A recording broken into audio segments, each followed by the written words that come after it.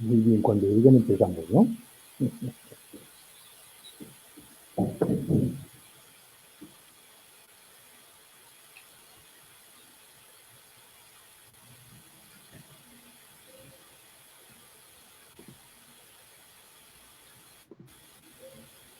Muy bien. Buenos días a todos y a todos en el espacio cultural iberoamericano y en los países en donde esta conversación tenga receptividad. Hoy, desde Circular, nos ocupamos de celebrar la diversidad, justamente en el Día de la Diversidad Cultural para el Diálogo y el Desarrollo de la UNESCO. El concepto de diversidad cultural está íntimamente relacionado con muchos significados y muchas palabras que se han escuchado y persisten siempre en escenarios académicos y en muchos espacios del mundo cultural internacional. Identidad cultural, interculturalidad, multiculturalidad, que implica ese contacto con las lenguas, con las etnias, con las religiones, con las expresiones artísticas, con los valores, con la gastronomía, con las cosmovisiones. En todo caso, esas formas de intercambios y expresiones que enriquecen el capital cultural de un país o una región. La diversidad es considerada por la UNESCO como un patrimonio cultural de gran valor y dio origen precisamente a una declaración universal sobre la diversidad cultural que se ha venido actualizando y que hace que la propia UNESCO establezca el día de hoy, 21 de mayo, como el Día Mundial de la Diversidad Cultural para el Diálogo y Desarrollo, como decíamos hoy. Por eso hemos querido hoy invitar a Carlos Villaseñor, que es un consultor internacional en materia de políticas culturales para el desarrollo sustentable. Él forma parte de un grupo de expertos de la UNESCO y la Unión Europea en el tema de gobernanza cultural y economía creativa. También forma parte de la Cultural Economy Network y de la American Studies Association.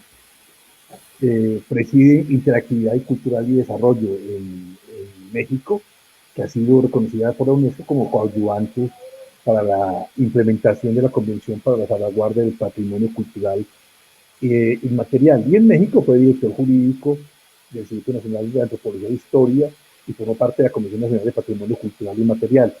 Ha trabajado también en varios países latinoamericanos construyendo muchos planes de desarrollo cultural, ha participado activamente en muchos diálogos con todos nosotros y sobre todo es un buen amigo de esta casa. Bienvenido, Carlos, muchas gracias por acompañarnos en esta mañana del Día de la Diversidad Cultural. Muchas gracias, Octavio, mi querido amigo, mi querido hermano.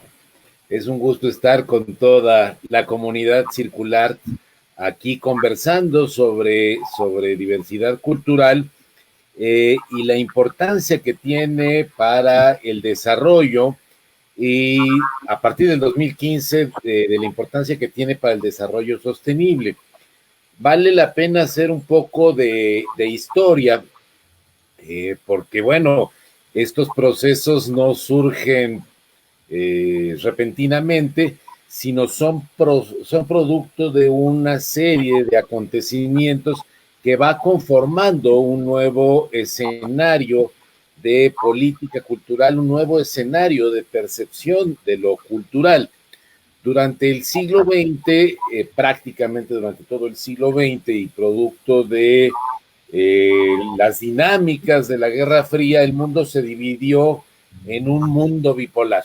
Había solamente dos alternativas de mundo, todo el bloque comunista, todo el bloque capitalista, y en medio estábamos algunos países que estábamos eternamente en busca de adscripción, el llamado tercer mundo. Durante todo este tiempo, el sentido de lo cultural, la noción de cultura, estaba resumida a través de la noción que había sido conformada por el Centro Productor de Conocimiento francés, por la Enciclopedia Francesa, que era la validación a través del uso de la razón de aquello que era que producía un conocimiento válido de manera universal e intemporal. Es así como se define cuáles eran las bellas artes, qué es lo que se podía entender estéticamente a través de la investigación y del uso de la razón como bellas artes.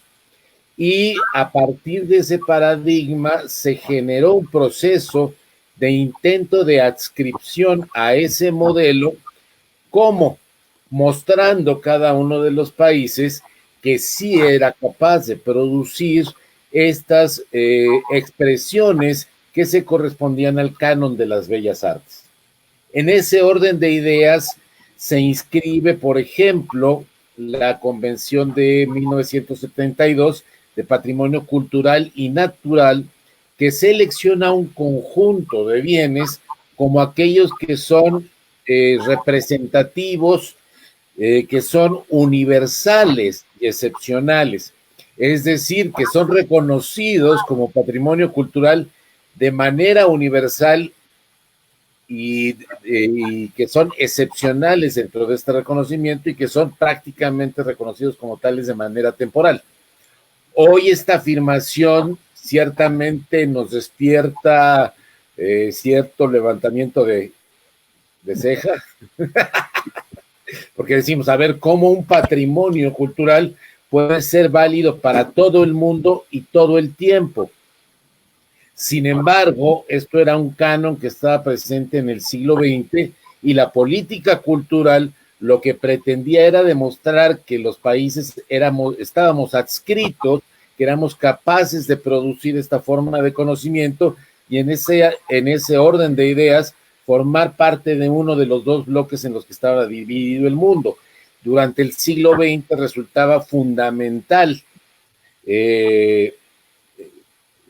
coleccionar, sumar, añadir sitios de patrimonio cultural, sitios de patrimonio natural. ¿Por qué? Porque eso significaba que podríamos pertenecer a una mayor o menor escala dentro de la jerarquía de los países productores de patrimonio cultural. Desde luego, debo aclarar que todo este patrimonio cultural tiene valores sobresalientes, es relevante para la humanidad y su conservación es válida. Lo que quiero destacar es el proceso de política cultural, el proceso de apropiación de un concepto de patrimonio cultural que estaba detrás de ello.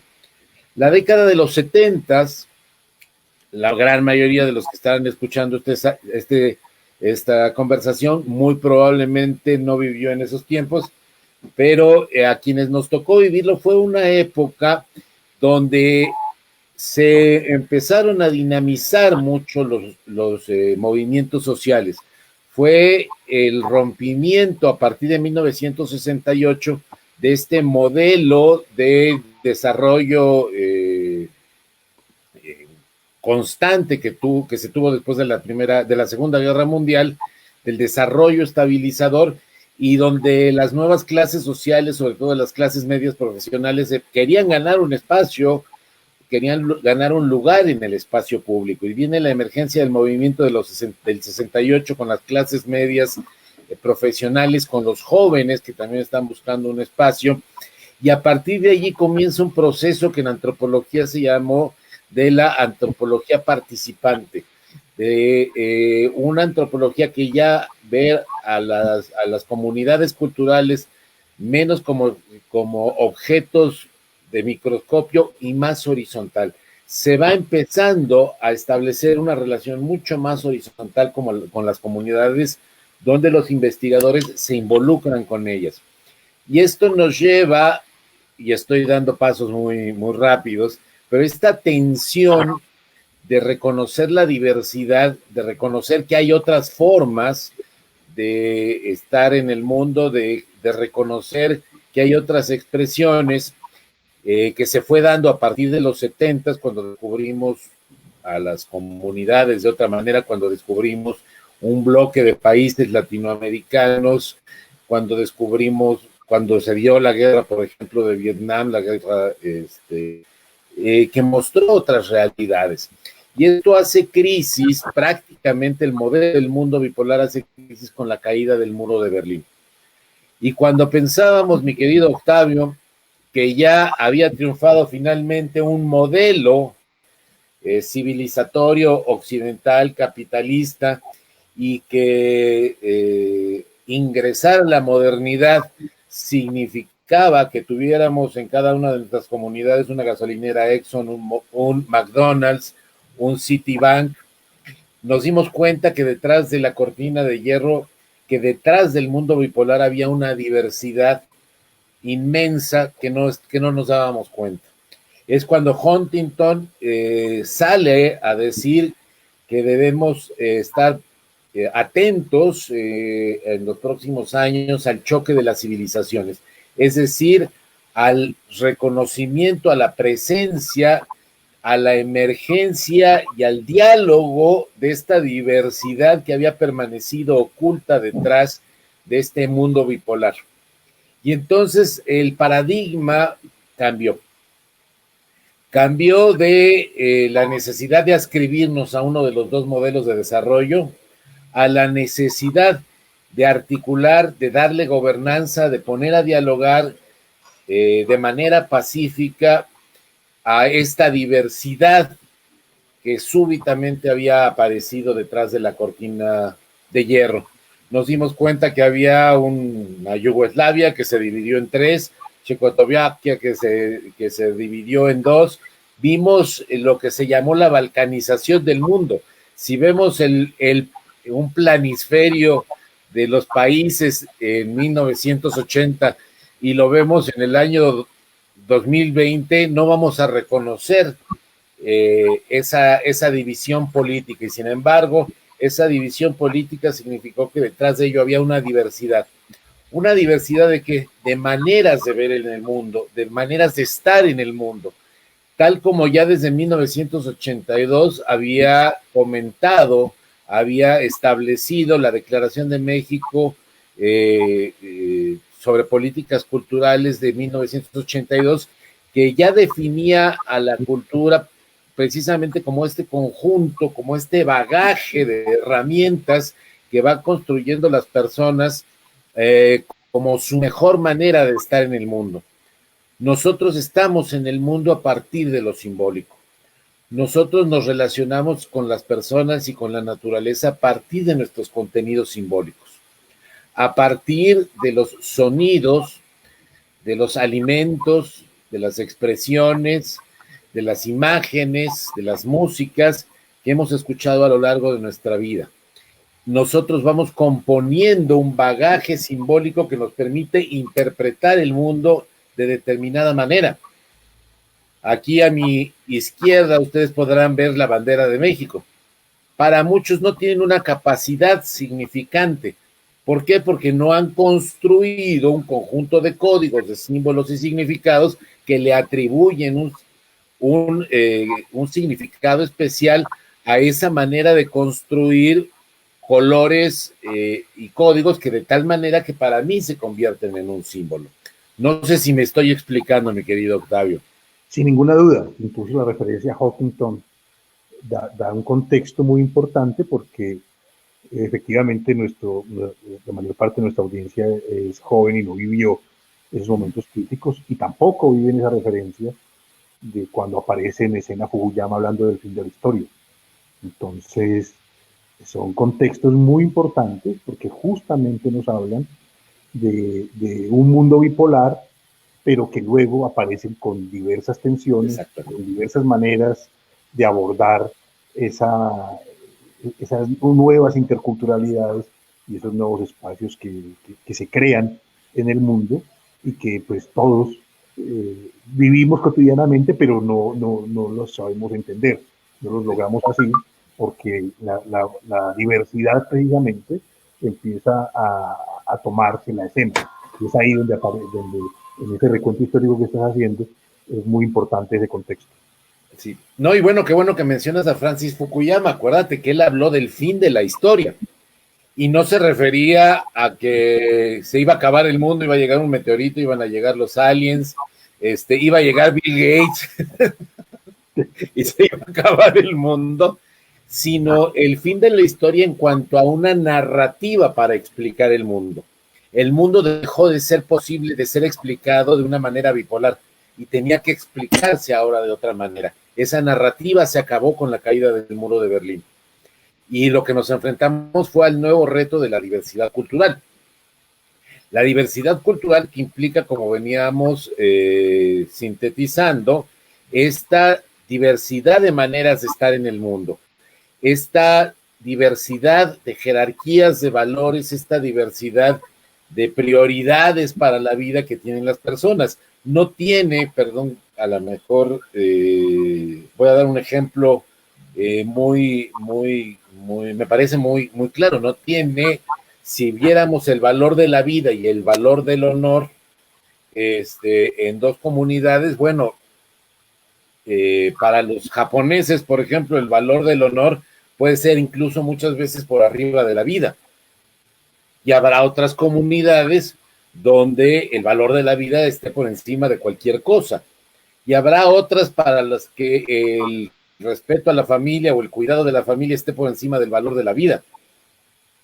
Y todas estas percepciones distintas, estas maneras de estar en el mundo, no ve de la misma manera la vida una persona que vive en la selva y tiene, pensemos que vive en un hermoso bosque tropical a la orilla de la playa, donde tiene árboles de mango, limones,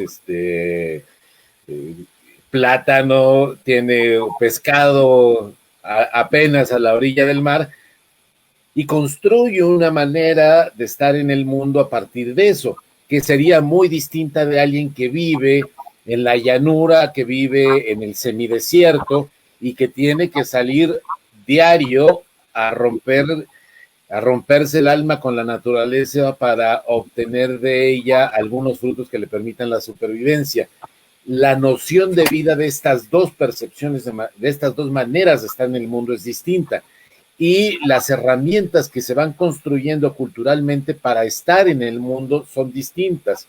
Las técnicas de cultivo, la gastronomía, la vestimenta, la música. No es lo mismo el canto cardenche que la música que se da en el trópico.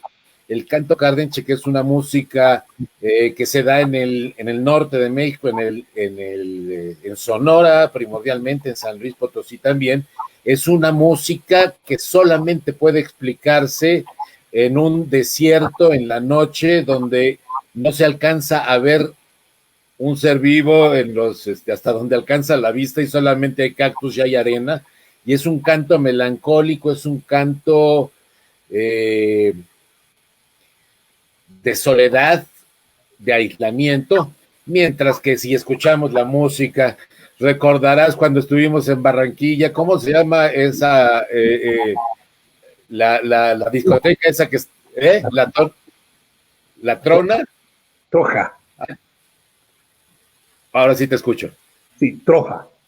Ay, bueno, o sea, allí basta que una gente todavía con discos de acetato ponga en una pequeña esquina de Barranquilla un poco de música para que a los pocos minutos de cualquier noche de entre semana se junten afuera del local decenas o cientos de personas a bailar, a convivir. Es una noción totalmente distinta. Y esta diversidad de maneras de estar en el mundo, esta diversidad de soluciones culturales que hemos alcanzado a lo largo de los siglos para resolver problemas de relación entre las personas y con la naturaleza, cuando van siendo transmitidas de generación en generación, se convierten en un bagaje cultural. Nuestra cultura es todo este conjunto de códigos, de símbolos y significados que articulamos de una manera particular para producir sentido, para producir desarrollo y que nos dan cohesión porque los compartimos con las personas que tenemos cerca, con las personas con las que hacemos comunidad. A ti también te habrá pasado, Octavio, que de repente estás en un viaje de trabajo. Imagínate que estás en un viaje de trabajo allá en Corea del Sur, donde tanto te quieren y donde tantas veces te invitan, y de repente vas en el elevador y bueno, pues obviamente estás escuchando a la gente hablando en su lengua nativa. Pero ¿qué sucede si escuchas a alguien que dice, por ejemplo, Ave María, mira cómo está esto? ¿Qué más? Bueno, no, o sea, te vuelve el alma al cuerpo, porque dice, cuando menos es de Medallo, ¿no? O de Bogotá. Y entonces en ese momento, al identificar un código compartido, sientes cohesión con esta persona, sientes que puedes construir algo en conjunto porque compartes este código. ¿Sí me explico? ¿Y qué es la diversidad? La diversidad entonces es este conjunto distinto de herramientas culturales que ha construido los pueblos a lo largo del tiempo en un conjunto social y en un conjunto territorial específico. Y hemos construido estas herramientas a la orilla del mar, en el altiplano, en el semidesierto, en el bosque tropical, en el bosque caducifolio, en la montaña, y en cada uno de estos ambientes hemos construido diversas herramientas. Cada uno de los pueblos tiene su cajita de herramientas con la que sale todos los días al enfrentarse al mundo. Y algunos tienen pinzas, pericos, desatornilladores, ya otros tienen lijas, pinzas, tienen distintos conjuntos simbólicos que utilizan conforme las circunstancias. Por eso es cuando uno va de viaje y de repente allá en Corea, te habrá pasado la primera vez que estuviste allá, ves la carta del restaurante y no tienes la menor idea de qué vas a comer. ¿Por qué? Porque no tienes las herramientas para decodificar ese conjunto simbólico de manera que te produzca satisfacción. Y es por eso que eventualmente puedes sentirte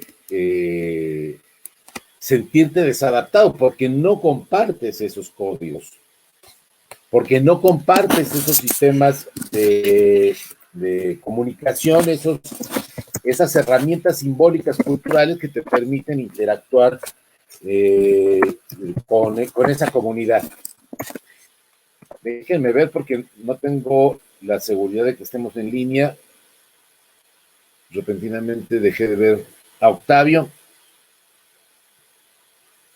Ok, no me dice Pilar que sí seguimos, perdón. Entonces no te puedes conectar de inmediato, entonces vas construyendo, vas buscando elementos que puedan ser comunes para poder en un momento dado comunicarte.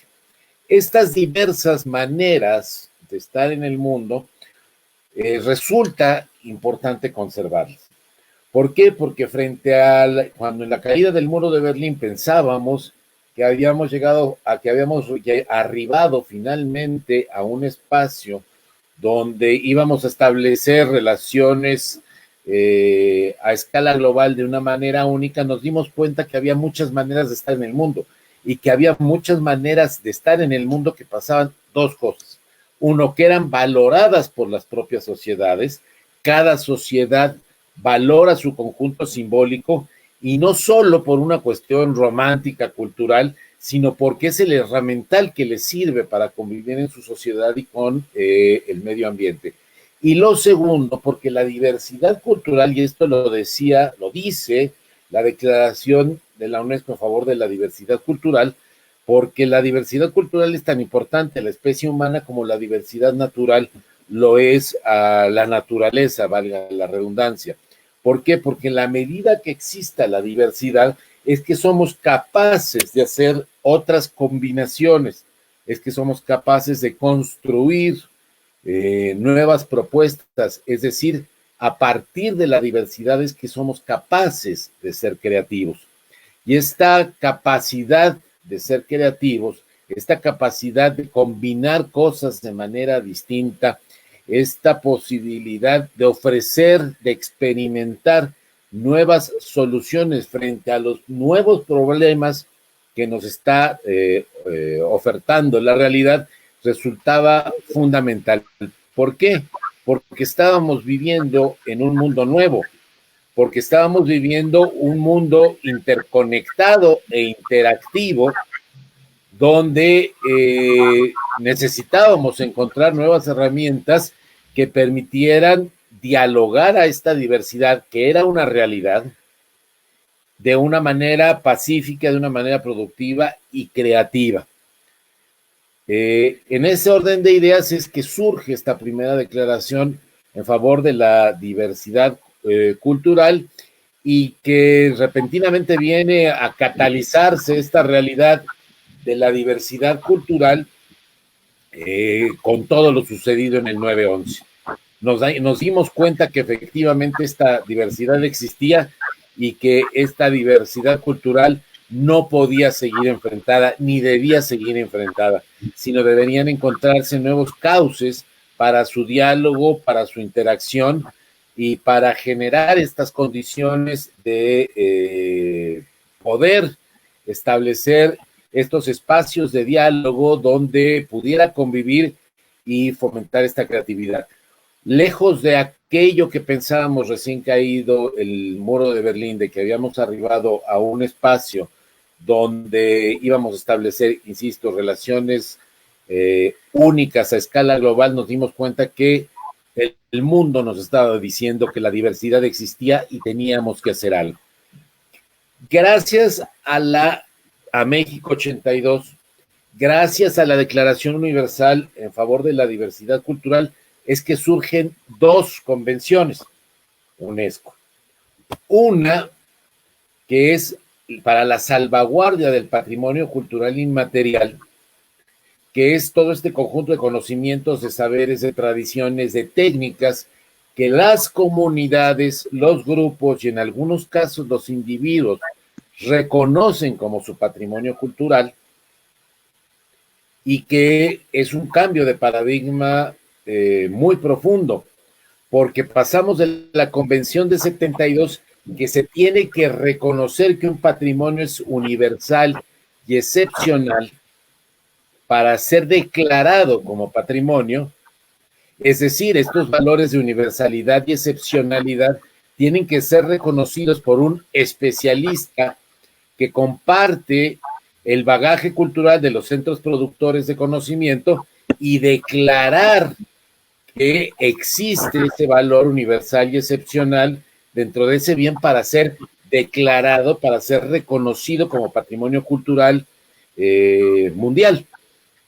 La Convención de 2003 hace un cambio de paradigma de que este reconocimiento era vertical para hacerlo horizontal.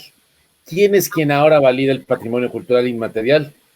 Las comunidades, los grupos y en algunos casos los individuos que lo reconocen como tal. De allí que sea un error llamar una declaratoria de patrimonio cultural inmaterial, porque no necesita ser declarado externamente por nadie. No tiene que venir a decir un especialista a decirnos esto es patrimonio, porque reúne estas características de universalidad y excepcionalidad como era la Convención del 72, sino es patrimonio en tanto que las comunidades lo reconocen. Y las comunidades no lo reconocen en una asamblea donde se lleva a cabo una consulta, ya sea a mano alzada por escrito, donde se ponen de acuerdo para definir que ese es su patrimonio cultural inmaterial. No, nada de eso. ¿Cómo se reconoce el patrimonio cultural inmaterial? A través de la práctica.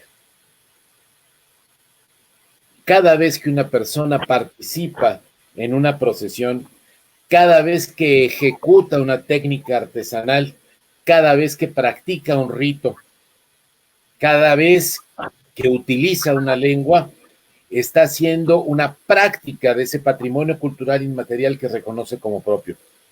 Cada vez que cocinamos unos huevos perico, estamos reconociendo que es parte de nuestra identidad.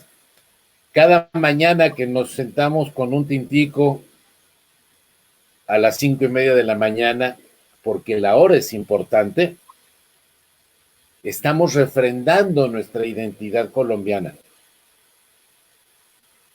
a partir de contenidos simbólicos que producen satisfacción gastronómica, que producen diversión, que producen alegría, que producen crecimiento espiritual, que nos producen emociones y que por eso las vamos practicando. Y el mejor reconocimiento de la existencia de este patrimonio cultural inmaterial es la práctica. Y no necesitamos que venga ningún experto de ninguna parte para decirnos que el arroz que hace nuestra abuela es parte de nuestro patrimonio.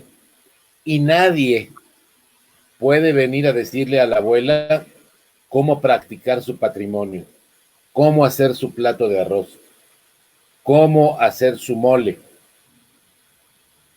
cómo hacer su sancocho. Porque quiero ver al valiente que le diga a la abuela, oye, abuela, ¿por qué no al sancocho le pone un poco de salsa Tabasco? ¿Qué le pasaría al nieto que le dijera eso a la abuela? Pero justamente, Carlos, cuando hablabas de la declaratoria, efectivamente nace de las comunidades se las apropian y generan una relación con lo patrimonial. Pero cuando ocurren esas declaratorias, que desde luego están tan de moda y que los gobiernos contratan expertos para poder aplicar y para poder gestionar la medallita. El ponerse la medallita, el ministro de turno consiguió que tal fiesta fuera patrimonio inmaterial o que tal ciudad fuera declarada ciudad de la creatividad, qué sé yo, pero no entienden que correlativamente se generan unas obligaciones, que es una cosa demasiado importante, porque son más las obligaciones que conlleva ese tipo de declaratorias, tanto para el mantener unas características específicas como para gestionar el asunto, y se preocupan más por eso que por el tema real, que es la apropiación y el respeto por esas prácticas culturales que han hecho de ese hecho o de ese objeto simbólico o de ese gesto simbólico patrimonio de la humanidad. Pero que además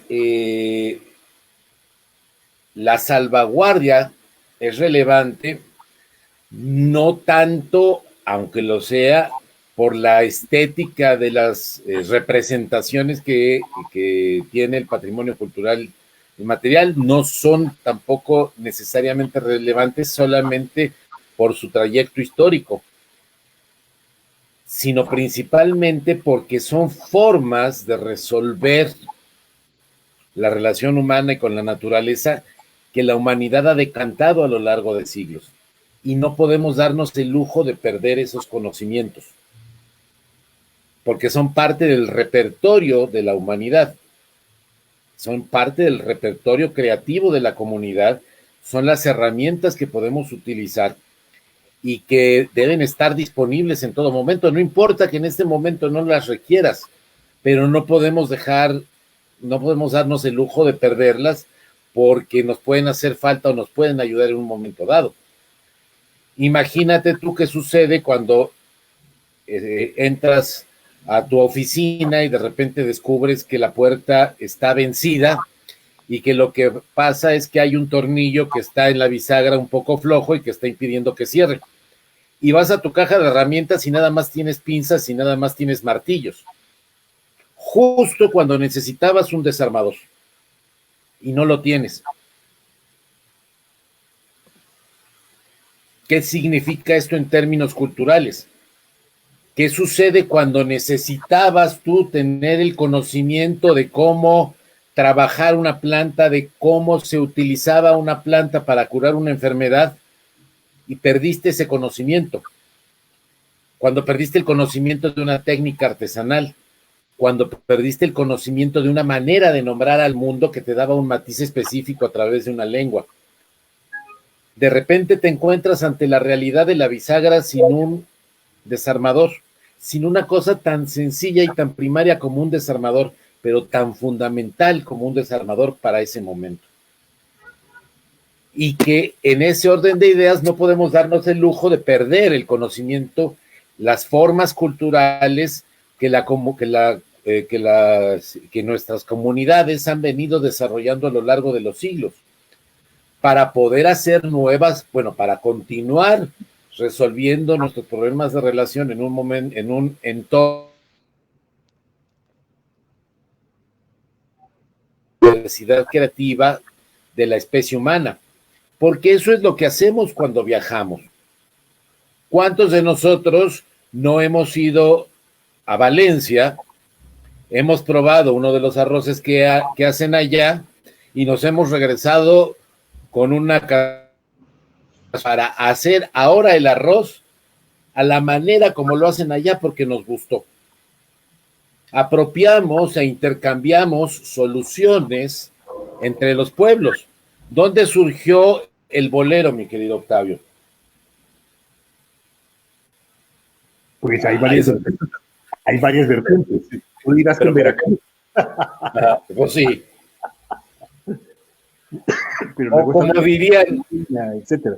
La historia del bolero es muy divertida y todo el tema del sentimental latinoamericano. Y desde luego existe esa gran tendencia mexicana maravillosa con doña María Grieber, con don Agustín Lara, con doña Consuelo Velázquez, etcétera. Luego la caribeña con los puertorriqueños maravillosos, los cubanos, etcétera. Colombia tiene lo suyo, pero en realidad sí podría decirse que es más mexicano que otra cosa. Bueno, pero ahí tenemos un ejemplo de un código musical, de una forma de expresión de una comunidad en un territorio que resultaba pertinente para esa comunidad. El bolero, vamos a suponer una de las teorías más difundidas, nace en Cuba, y nace en Cuba porque ahí está el mar, ahí está las palmeras, ahí está este feeling afectivo, porque ahí está poética, y se construye allí. Pero en la medida que le da respuesta, que construye una manera de educación sentimental pertinente para los latinos, esta herramienta es apropiada por otros pueblos que encuentran en esta herramienta construida por los cubanos una herramienta útil para expresarse sentimentalmente. Y empieza a difundirse el bolero y empieza a construirse, y sí, bueno, surge a lo largo de todo el continente. No en balde los Panchos tuvieron éxito en toda América Latina porque eran portadores de este código sentimental que era apropiable por todas estas comunidades. Pero los códigos van, vienen, viajan, se incorporan, se renuevan, pero para que haya esta creatividad, para que Agustín Lara pudo crear boleros, tenía que haber este código. Si este código hubiera desaparecido, no hubiera él podido utilizarlo para ser creativo. ¿Sí me explico? No hubiera podido salir el bolero ranchero en México, porque si no hay bolero no lo puedes combinar con lo ranchero. Pero haces este experimento, resulta apropiable y se integra a la propia comunidad. Y entonces surge Pedro Infante, y surge Jorge Negrete, y después deviene en José Alfredo Jiménez. Y José Alfredo Jiménez viaja a Medellín, y en Medellín, o sea, José Alfredo Jiménez es casi así de cerquita de Chespirito, ¿no? Pero en el mercado de mariscos de Chile, los restaurantes que están en el mercado de mariscos de Chile tocan canciones de José Alfredo Jiménez. ¿Por qué? Porque son códigos de la diversidad cultural que resultan pertinentes y los apropiamos porque nos resultan útiles para expresarlos. Es decir, lo cultural no solo es una cuestión estética, una cuestión folclórica, una cuestión histórica, sino además es el conjunto de herramientas que utilizamos para expresarnos. Y en la medida que preservamos la diversidad, es que logramos tener mayores herramientas para expresarnos. Nos podemos expresar a través no solo del lenguaje oral, sino de la música, del teatro, de la poesía. Al tener nosotros estos códigos, podemos decir lo que sentimos cantando, lo podemos decir bailando, lo podemos decir, creo que se me congeló, no, lo podemos decir de muchas maneras. Si no tenemos... Pero no congelado. No. Pero si no tenemos estas maneras, si no hemos apropiado estos contenidos simbólicos, perdemos capacidad de expresión. Y en la medida que estos contenidos simbólicos estén acotados, y nada más tengamos una o dos maneras de expresarnos, pues nuestra capacidad de expresión se ve limitada. Entonces es ahí donde la relación entre la diversidad de códigos simbólicos, de códigos culturales que apropiamos como personas, como especie,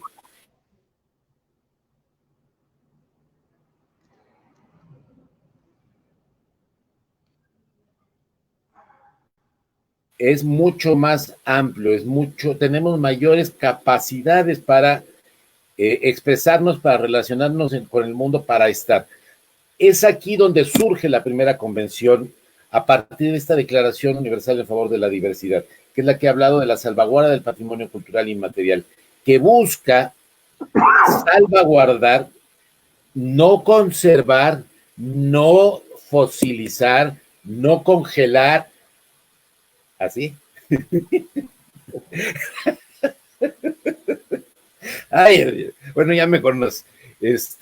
Las expresiones del pueblo, sino darles viabilidad, ver que sigan reproduciéndose estas matrices culturales, que las comunidades sigan adaptando, renovando, construyendo estas expresiones, de donde, por ejemplo, algún carnaval vemos figuras de los Avengers desfilando. ¿Por qué? Porque la comunidad está experimentando si esa forma de expresarse es adecuada y a lo mejor al año que entra desaparece. Pero no debemos escandalizarnos, no hay una originalidad, no hay una unicidad en el patrimonio cultural inmaterial. ¿Cuál es el mejor sancocho de Bogotá? Pero ya que mencionas a Avengers y un poco la globalización, que es una de las amenazas importantes, ¿por qué no abordamos un poquito el tema de cómo desde la diversidad cultural y desde todo el discurso UNESCO se ha trabajado el tema de las industrias creativas en la diversidad, su relación con las nuevas tecnologías y este proceso globalizador? Mira, resulta de lo más pertinente y más ahora con el famoso la COVID-19, porque se supone que es el nombre de la enfermedad, pero con el bicho ese, pues. Y esto nuevamente me lleva a recordar la Declaración de México de 1982, que vale la pena leerla, es una declaración muy visionaria. Sí, 82 Mundial Cult, que fue realmente una referencia mundial muy importante. Sí, la propia UNESCO la reconoce como el documento fundador de la discusión de cultura y desarrollo.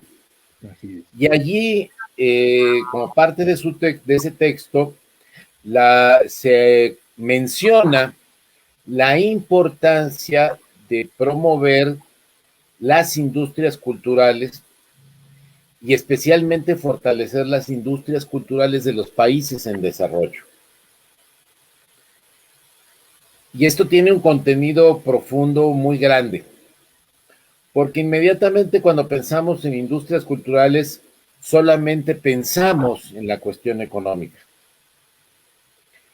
Pensamos, en aquel entonces, recordemos, en el lejano año de 1982, el siglo XX donde nacimos. Tú eres del siglo pasado, Carlos. Yo soy, ni modo. Mira. Las industrias culturales eran el libro, la radio, la televisión, el cine. No existía internet, no existían los iPhones. Vamos, cuando yo comencé a trabajar en un despacho de abogados, la máquina de escribir eléctrica era una innovación. El fax, que sustituyó al telefax,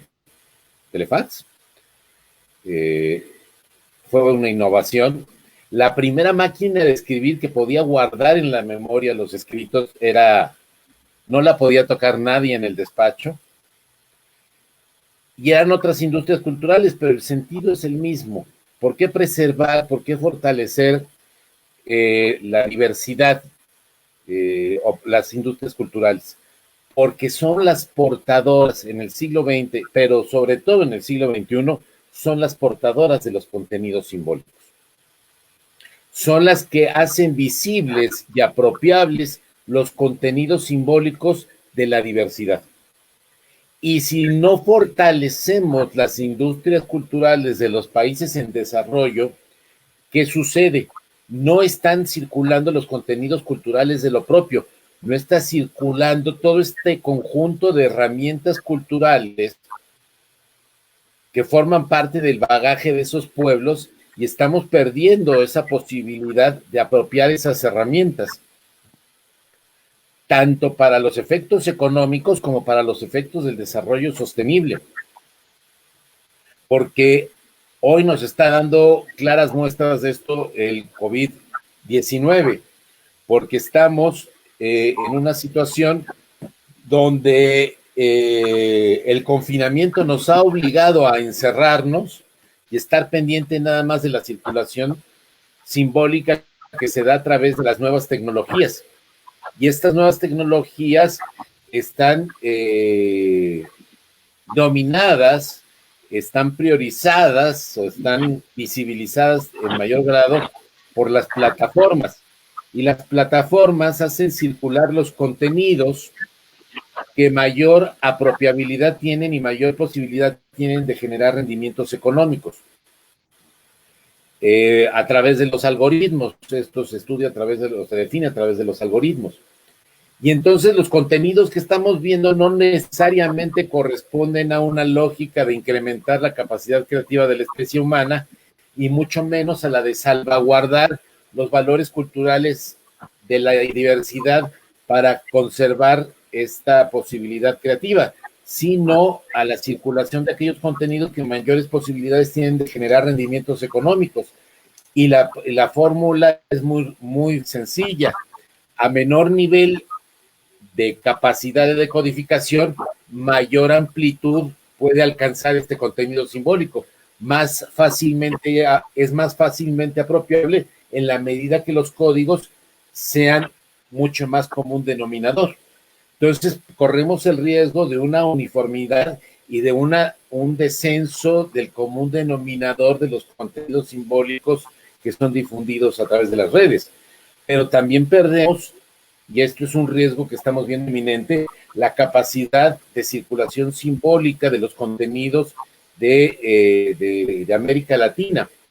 Y te pongo un ejemplo muy sencillo: si al mismo tiempo, como se está dando ahora en la red, tenemos programado con una de las múltiples maneras que se ha adoptado a la Orquesta Sinfónica de Santiaguindín de las Pitayas, transmitida por streaming, y tienes al mismo tiempo una función del Cirque du Soleil,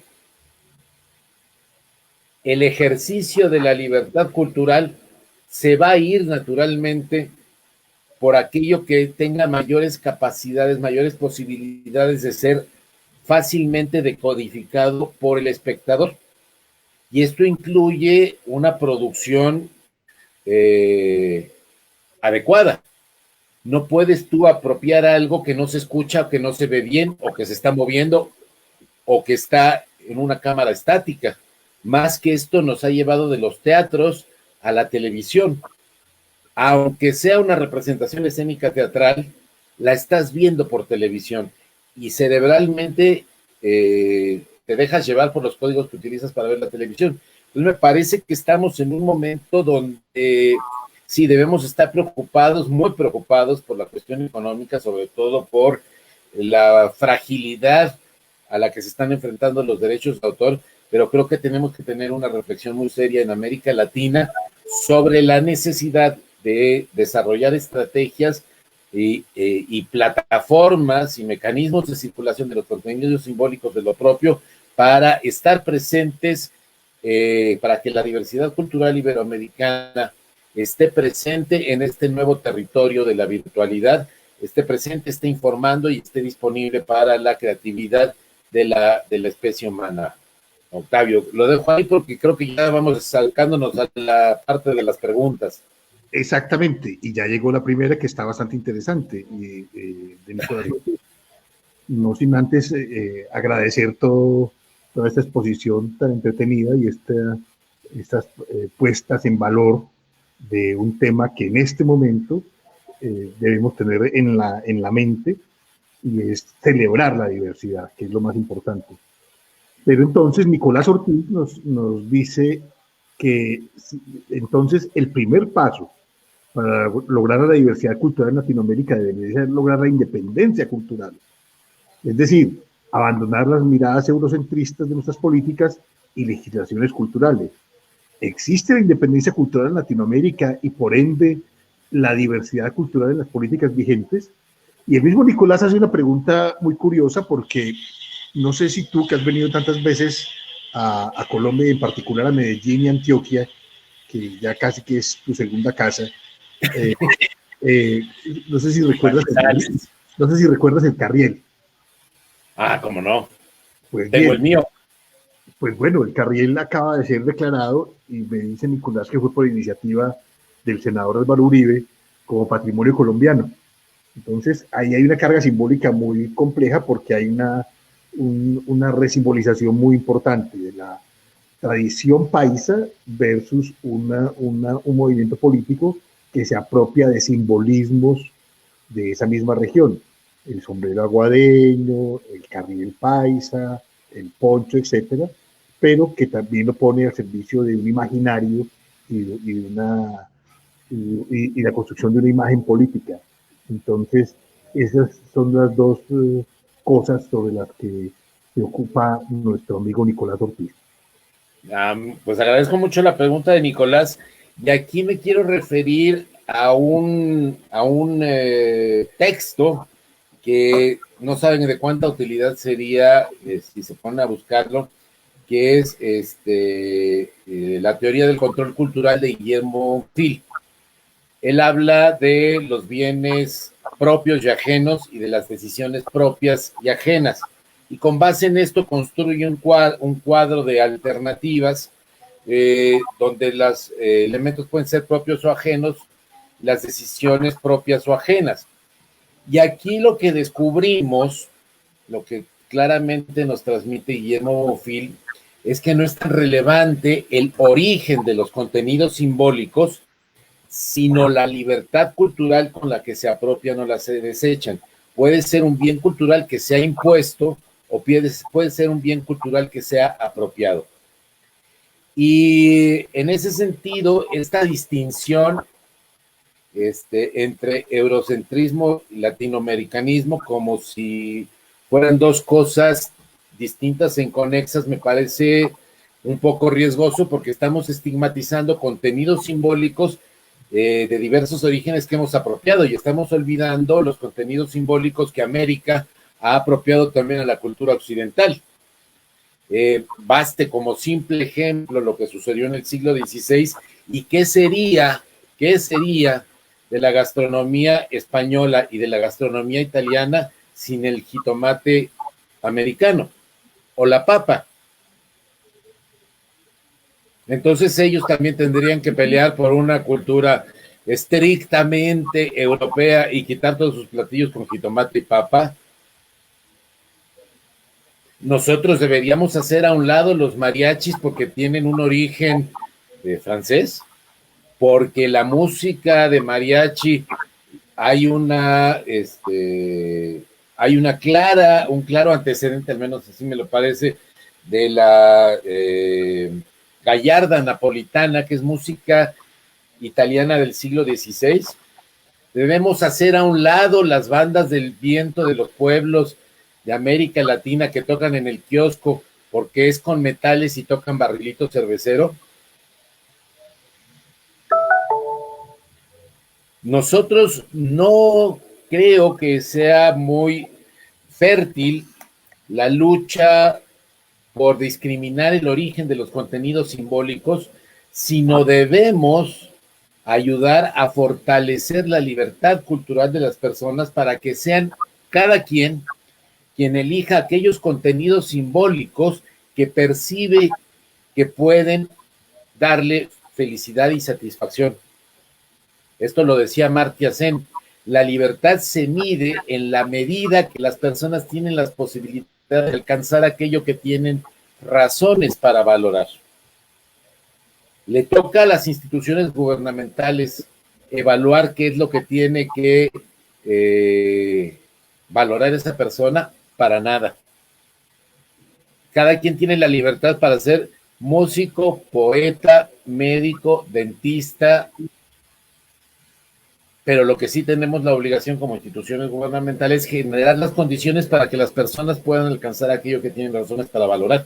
Y en ese sentido, una garantía fundamental es la existencia de la diversidad de contenidos simbólicos, no solo locales, sino de la diversidad cultural mundial, para que esa persona tenga las mayores posibilidades de ejercicio de su libertad cultural para construir su manera de estar en el mundo. No es pecado ni debe ser objeto de escándalo, como sucede que un integrante de una comunidad originaria que sigue practicando sus ritos tradicionales como hace 2000 años, termine de practicar su rito y se vaya a estudiar física a Harvard. No podemos estigmatizarlo porque está incorporando contenidos ajenos propios de la civilización occidental que lo están colonizando. No, la diversidad cultural es patrimonio de la humanidad. Y entonces, si alegamos lo contrario, tenemos que regresarle el papel a los chinos sin tinta, también todos los cohetes, o tendríamos que pagar regalías por ello, ¿no? Bueno, hasta los espaguetis, ya que hablabas de gastronomía. Pero más, qué cosa, ¿no? Entonces, a ver, no nos dejemos llevar por discursos estigmatizantes o que nos quieren llevar a los valores culturales del mundo bipolar para adscribirnos a una de las dos polos. Ya ahora el paradigma es el de la diversidad y cómo hacer dialogar pacíficamente, constructivamente, creativamente esta diversidad, donde los derechos culturales me parece que serán la nueva norma que regirá esto, partiendo de que son derechos universales, indivisibles. Y esto de universales es fundamental porque todos tenemos los mismos derechos culturales y para todos nosotros, cada uno de nuestros patrimonios culturales es igual de valioso que el de los demás. No tiene jerarquías. Entonces, es una nueva manera de afrontarlo. No es mejor el contenido simbólico occidental respecto del oriental, ni el latinoamericano. Son contenidos simbólicos que están a disposición de todos para el pleno ejercicio de su libertad cultural.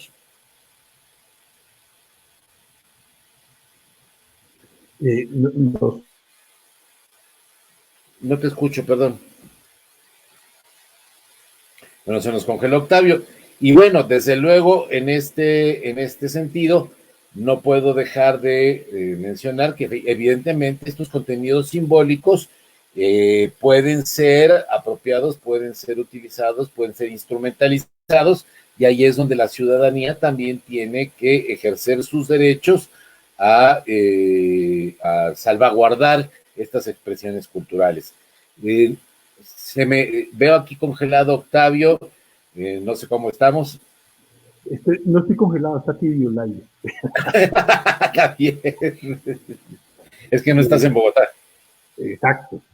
Pues, Carlos, y una última referencia breve, porque se nos agota el tiempo. No me digas. A lo del Carriere. No te digo, bueno, estos bienes, todo contenido simbólico puede ser instrumentalizado para efectos ideológicos. Y en este sentido debemos estar atentos y debemos procurar el fortalecimiento de las capacidades culturales por parte de las comunidades para que sean ellas quienes salvaguarden esto. La instrumentalización de la cultura debe ser cuidadosa y debe ser bajo principios éticos. Y debe ser una responsabilidad ética que sobre todo los promotores culturales tengamos muy en la punta de los dedos. Cuando, por ejemplo, se comenzó el proceso de los parques biblioteca, es un proceso de resignificación cultural de ciertos espacios para producir efectos de cohesión y de renovación del sentido social. Esa es una apropiación, un uso de un contenido simbólico en beneficio de la sociedad. Si no se hace en ese sentido, sino al contrario, para la acumulación de poder, para la distorsión, para el aprovechamiento utilitario de un contenido simbólico, la sociedad en ejercicio de su libertad cultural debe señalarlo y debe defenderlo. Y gracias a que los derechos culturales forman parte del conjunto de los derechos humanos, también ahora ante los tribunales lo podemos defender, lo podemos controvertir y podemos pedir a los tribunales la defensa del uso inapropiado de nuestros contenidos culturales. Hay una última pregunta de una amiga muy querida que es Victoria Contreras, que plantea lo siguiente: reconociendo que los gestores culturales tenemos el reto de hacer una gestión cultural inédita en sus soluciones, ¿pueden mencionar 3 cosas para lograrlo, evidenciando la importancia de la diversidad cultural? Sí, bueno, mi querida Victoria, te saludo con afecto. Me parece que relativamente es muy sencillo, pero es un cambio muy profundo, porque es permitir a las personas el ejercicio de la libertad cultural para que sean creativas y sean ellas mismas quienes encuentren las soluciones a esta coyuntura.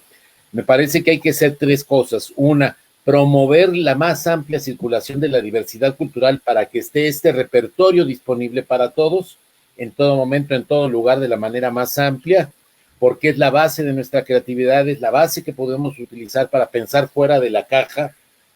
La segunda es generar espacios de diálogo respetuosos, propicios, donde la experimentación sea bien vista, donde el error se vea como una oportunidad de avance y no sea sancionado, es decir, fomentar la creatividad de las personas. Y tercero, garantizar también la libertad de expresión, que las personas puedan dar cuenta de su manera de estar en el mundo e intercambiarla con otras. Yo creo que si garantizamos estas 3 cosas, estaremos por el buen camino de enfrentar creativamente desde lo propio y en la voz de las personas este nuevo reto mundial que se nos ofrece. Debe escucharse la voz de las personas, debe permitírseles dialogar y debe garantizarse el ejercicio de su libertad cultural. Muy bien, Carlos, te agradezco muchísimo, y todos los que te escuchamos en esta horita que compartiste con nosotros desde la comodidad de tu casa en México. En realidad es una de las paradojas de este momento, que evidentemente nosotros disfrutamos de la apropiación y el disfrute de estos contenidos, pero sabemos y tenemos claro que hay muchos excluidos y que uno de los grandes problemas de nuestro tiempo es ese, precisamente, la apropiación y el disfrute con tantas exclusiones.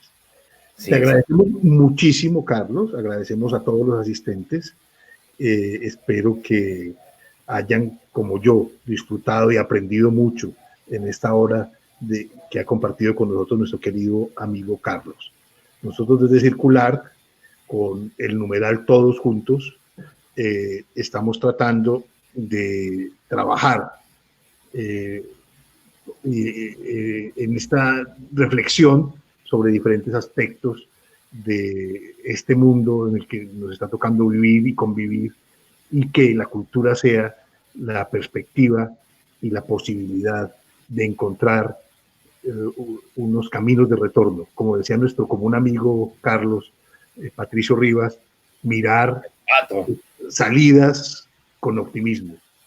Que el optimismo sea el que reine y que podamos construir una salida todos juntos. De manera que los invitamos a las nuevas propuestas que haremos de intercambios y de encuentros en el numeral Todos Juntos a través de nuestro Facebook Live y nuestras redes sociales de Circular.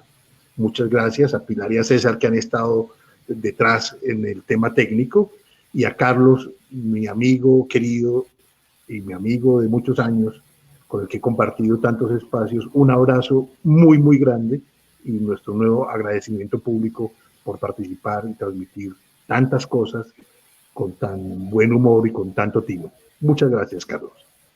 Muchas gracias, Octavio. Amigo, hermano, y a la comunidad de Circular, con quien tantas veces en Medellín, allá en Tenerife, y en tantos lugares allá en Manizales he tenido oportunidad de convivir, todas personas entregadas, comprometidas, con una vocación. Y yo estoy seguro, mi querido Octavio, que este esfuerzo de Circular con tantos años haciendo circular la diversidad creativa latinoamericana, iberoamericana por el mundo, lejos de verse acobardado o limitado por esta contingencia, está teniendo una gran oportunidad y lo está haciendo para renovarse, para catalizarse y para salir más vigorosos, más activos, más vivos, más propositivos y con mejores resultados para la circulación de la diversidad creativa latinoamericana a partir de sus músicas, de sus cines, de su teatro. Vamos a estar muy al pendiente del Festival de Teatro de Manizales, vamos a estar muy al pendiente de Circularte este año, estaremos pendientes de redes el año que entra. La mejor de las suertes, el mejor de los ánimos y mucho, mucho cariño para la comunidad circular. Hasta pronto. Muchas gracias. Hasta pronto.